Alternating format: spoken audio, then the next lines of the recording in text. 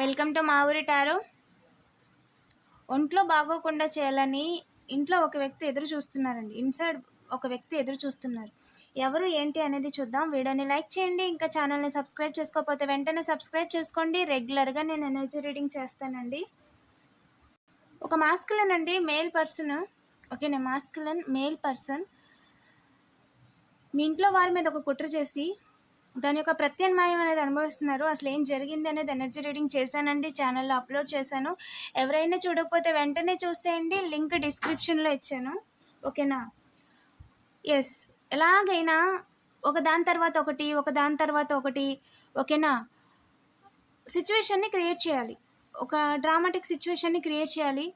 వాళ్ళ రిపీటేషన్కి ఏంటంటే మీకు ఇంకా ఎందుకులే అని నీరసం వచ్చో చిరాకు వచ్చో పని ఆపేయాలి అని కొంతమంది అతి చేస్తున్నారు. Over do it. చేసిందే చేస్తున్నారు, చేసిందే రిపీట్ చేస్తున్నారు. లేదా వాళ్ళంతా ఒక నిర్ణయం తీసుకున్నారు, మిమ్మల్ని బాధ పెట్టాలి, మీ లైఫ్ టైం సైకిల్ని సక్సెస్ఫుల్గా కంప్లీట్ చేయకుండా, అంటే మీ పనిని కంప్లీట్ చేయకుండా, మీరు చేస్తున్న పనిని కంప్లీట్ చేయకుండా బాధ పెట్టాలి అని చెప్పి నిర్ణయం తీసుకున్నారంట. ఇన్సైడ్ అండి, ఇన్సైడ్ స్పేస్ ఇంట్లోనే, అంటే మీ పని మీరు చేసుకుంటున్నప్పుడే ఇంకా వాళ్ళు ఇండైరెక్ట్గా అనమాట, డైరెక్ట్గా కాదు. డైరెక్ట్గా అయితే ఇబ్బంది పెట్టడానికి అవకాశం లేదు కదా. సో ఇండైరెక్ట్గా ఏదో క్రియేట్ చేయాలని ఈగోతో, జలసీతో, ఈగోతో అనుకుంటున్నారంట. బట్ ఏంటంటే వాళ్ళు చాలా కవరప్ చేసుకోవడానికి ట్రై చేస్తున్నారు. బట్ అది అంత వర్కౌట్ అవ్వట్లేదు. ఓకేనా, మీకు తెలిసిపోతుంది ఎవరు ఏంటి అనేది. బట్ అదైతే వర్క్ అవ్వట్లేదండి. Wooden areas is a significant.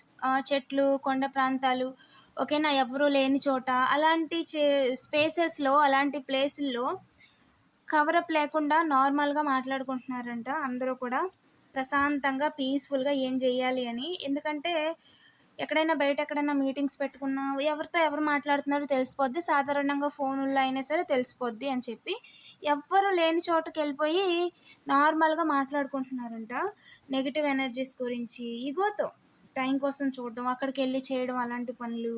ఓకేనా, మీరు ఎక్కడైనా దూరంగా డస్ట్బిన్ చేస్తుంటే వాటి దగ్గర పట్టుకొని అక్కడికి వెళ్ళిపోవడం, లేదా అక్కడ పాడేస్తుంటే అక్కడి నుంచి తీసుకోవడం, ఇలాంటివి చేస్తున్నారంట. లెస్ ఈజ్ అ సిగ్నిఫికెంట్ అండి. లెస్ సి ఇద్దరు విషయంలో, ఓకేనా, లెటర్ సి ఉన్న పర్సన్ లెస్గా ఫీల్ అవుతున్నారు. వాళ్ళు అలాగే వాళ్ళు అనుకుంటున్నారు మిమ్మల్ని మీరు తగ్గించుకోవాలనుకుంటున్నారు. మీరు మీ విలువను తెలుసుకోకూడదు, మీరు ఎంత గొప్పవాళ్ళో మీకు తెలియకూడదు. ఇద్దరు విషయంలో కూడా రూట్ వేస్తున్నారంట. అందుకే ఐటీ ఈజ్ ఎ సిగ్నిఫికెంట్. తొక్కేయాలి ఐటీని ఉపయోగించి, టెక్నాలజీని ఉపయోగించి, ఓకేనా, ఆన్ మేడ్ వాళ్ళే తయారు చేసి, వాళ్ళే క్రియేట్ చేసి, అచ్చు, ముద్ర, ఫింగర్ ప్రింట్, ఓకేనా, వాళ్ళే ఏదో ఒకటి చేసేయాలి, పప్పీస్ వాళ్ళే రెడీ చేయాలి వాళ్ళని కూడా అని అనుకుంటున్నారు. ఓకేనా, ఏదైతే క్రియేట్ చేయాలనుకున్నారో అది మంచి విషయం కాదు, అలాంటివి కూడా జరగవు. ఓకేనా, మీ లైఫ్లో ఉన్న డివైన్ గిఫ్ట్స్ మీకు రాకూడదు అనుకుంటున్నారు. ఒక మ్యారేజ్, ఒక జాబ్, ఒక బిజినెస్లో సక్సెస్, కీర్తి ప్రతిష్టలు, అందరూ మిమ్మల్ని గౌరవించడం, ఇలాంటివి మీ లైఫ్లో ఉండకూడదు. అందరూ మీ నుంచి పారిపోవాలి, ఒక అడుగు దూరంగా ఉండాలి, ఒక అడుగు దూరం వేయాలి, మీ పేరు చెప్తాను ఒక అడుగు దూరం వేయాలి.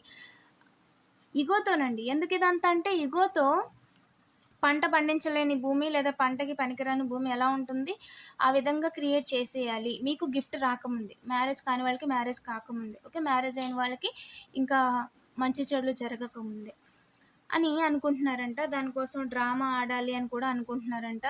వాళ్ళే క్రియేట్ చేసేసి న్యాచురల్గా జరిగింది అని కూడా చెప్పడానికి ట్రై చేస్తున్నారంట.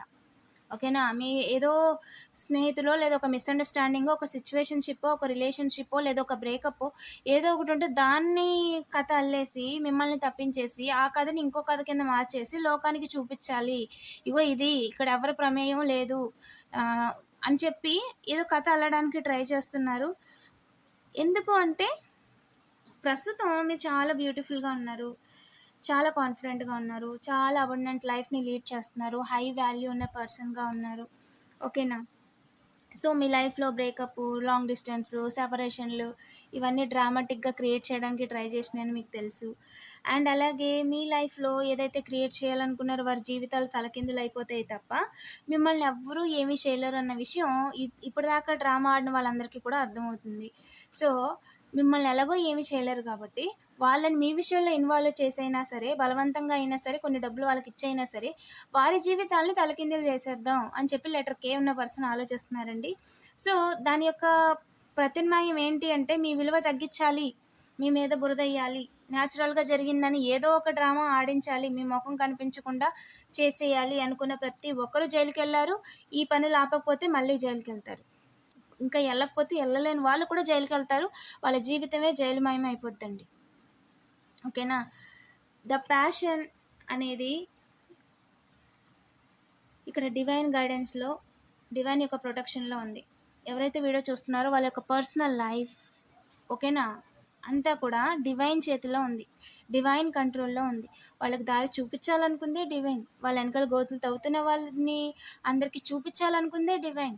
ఓకేనా? నిజం అనేది ఎన్ని రోజులో దాగదండి.